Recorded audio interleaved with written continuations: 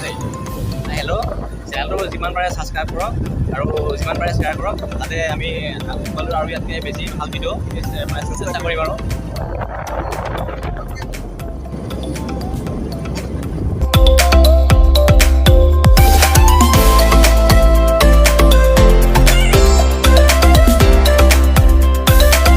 এতিয়া আমি পাইছোঁহি শ্ৰী শ্ৰী পুৰণা কমলাবাৰী সত্ৰ, যিখন বৰ্তমান মহিমাবাৰীত অৱস্থিত।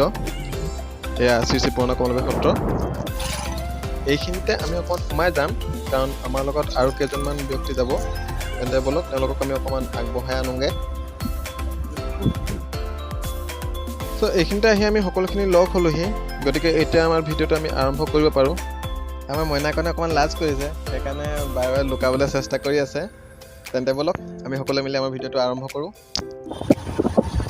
এই ভিডিঅ'টো আমাৰ ফাৰ্ষ্ট ব্লগ, গতিকে আশা কৰোঁ আপোনালোকৰ সকলোৰে ভাল লাগিব। যদি ভিডিঅ'টো আপোনালোকৰ ভাল লাগে তেন্তে লাইক কৰিব, কমেণ্ট কৰিব, শ্বেয়াৰ কৰিব। আৰু এতিয়ালৈকে যদি আমাৰ চেনেলটো ছাবস্ক্ৰাইব কৰা নাই তেন্তে চেনেলটো ছাবস্ক্ৰাইব কৰি আমাক আগবাঢ়ি যোৱাত সহায় কৰিব। গতিকে এই আপোনালোকলৈ আমি অনুৰোধ জনালোঁ। তেন্তে এই ভিডিঅ'টো আপোনালোকে শেষলৈকে উপভোগ কৰক।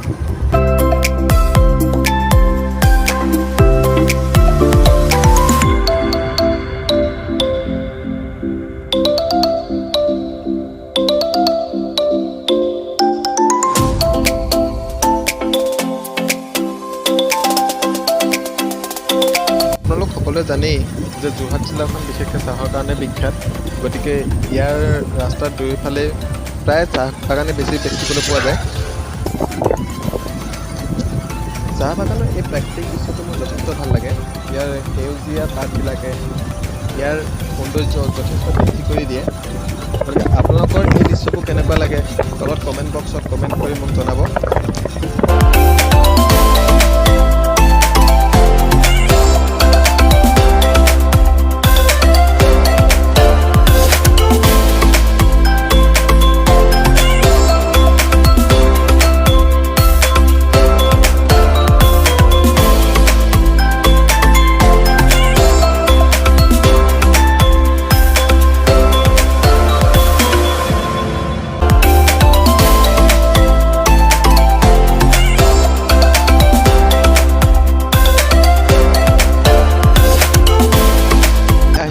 দেওনামঘৰ পাইছোঁহি।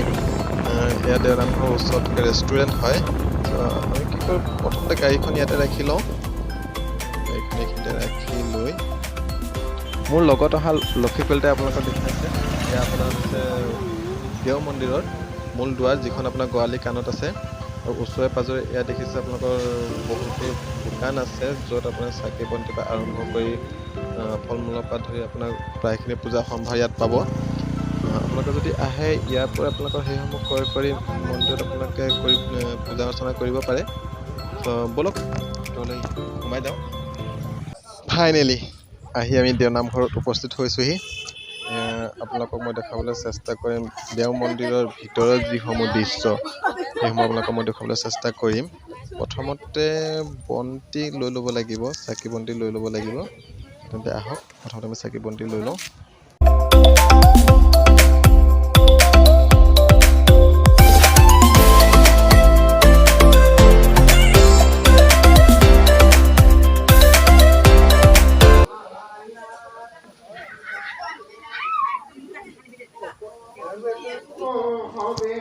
এই যে আপোনালোকে ৰঙা ৰঙা ফিটাবোৰ যে দেখিছে, ইয়াতো এটা বিশ্বাস আছে।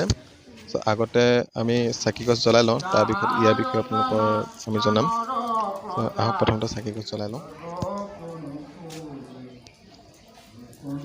আচলতে ভাদ মাহ বুলি ক'লে ভাগৱত পাঠেই হওক বা কীৰ্তন পাঠেই হওক বা নাম প্ৰসংগেই হওক, যথেষ্ট ভাল লাগে।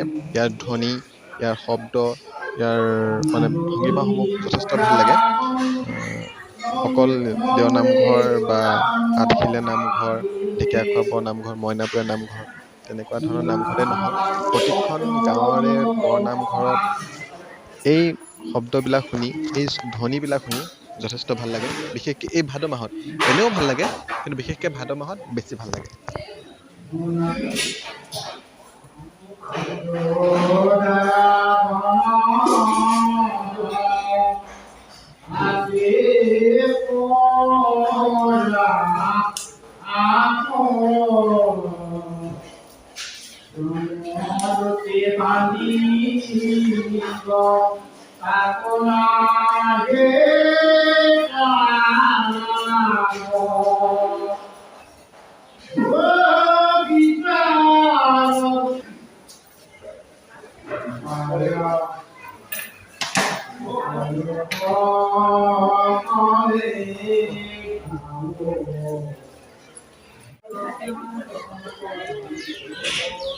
সাধাৰণতে আপোনাৰ দেও নামঘৰ বৃহস্পতিবাৰে খোলা থাকে, কিন্তু যিহেতু এতিয়া ভাদ মাহ চলি আছে সেইবাবে বৃহস্পতিবাৰৰ লগতে দেওবাৰৰ দিনটোতো ভক্তসকলৰ বাবে শৰাই সঁফুৰা বা ধৰি লওক চাকি বন্তি দিয়াৰ বা দৰ্শনৰ ব্যৱস্থা কৰা হৈছে।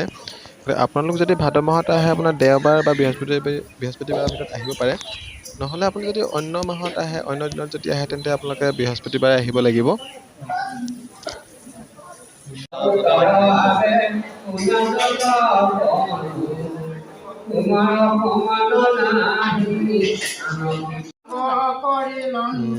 এতিয়া এই ৰঙা ফিটাবোৰৰ বিষয়ে আহোঁ। ত' ইয়াত এটা বিশ্বাস আছে যে এই মন্দিৰত যদি আপোনালোকে এই গছত যদি আপোনালোকে ৰঙা ফিটা বান্ধে, তেন্তে আপোনালোকৰ মনৰ ইচ্ছা, মনৰ আশা পূৰণ হয় বুলি সকলোৱে বিশ্বাস কৰে। গতিকে সেই আশাৰে সকলোৱে ইয়াতে ফিটা বান্ধে। গতিকে ফিটাডাল ময়ো বান্ধি লওঁ, মোৰো যথেষ্ট আশা আছে। চাকি গছ দি লওঁ বোলে, চাই থাকক।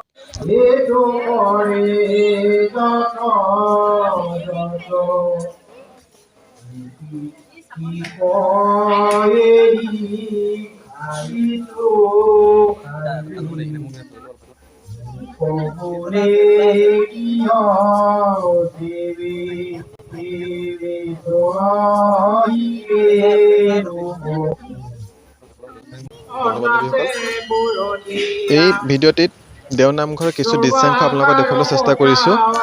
যিহেতু আমাৰ ভিডিঅ'টো যথেষ্ট দীঘল হৈ আহিছে, সেইবাবে আমি ভিডিঅ'টো সামৰিব ধৰিছোঁ।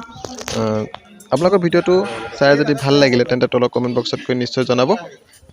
আৰু যদি আমাৰ চেনেলটো এতিয়াও ছাবস্ক্ৰাইব কৰা নাই, তেন্তে চেনেলটো ছাবস্ক্ৰাইব কৰি লগত থকা বেল আইকনটো প্ৰেছ কৰি দিব, যাতে আমি দিয়া প্ৰতিটো ভিডিঅ' ন'টিফিকেশ্যনৰ দ্বাৰা আপুনি আগতে পাই যায়। তেন্তে আজিলৈ সামৰিছোঁ। Bye bye. জয় গুৰু শংকৰ।